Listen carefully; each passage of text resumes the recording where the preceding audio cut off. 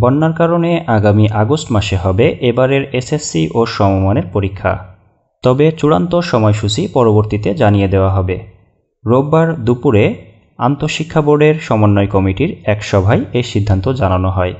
সিলেটের অধিকাংশ পরীক্ষা কেন্দ্রগুলো এখনও পর্যন্ত আশ্রয় কেন্দ্র হিসেবে ব্যবহৃত হচ্ছে। কেন্দ্রগুলোকে সংস্কার করে পুনরায় পরীক্ষার ব্যবহার উপযোগী করতে সময় লাগবে।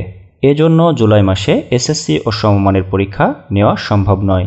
উল্লেখ্য, গত জুন মাসের 19 তারিখ থেকে এসএসসি ও সমমানের পরীক্ষা শুরু হওয়ার কথা থাকলেও সিলেট, সুনামগঞ্জ সহ বেশ কয়েকটি জেলায় ভয়াবহ বন্যার কারণে পরীক্ষার আগেই তা স্থগিত ঘোষণা করা হয়।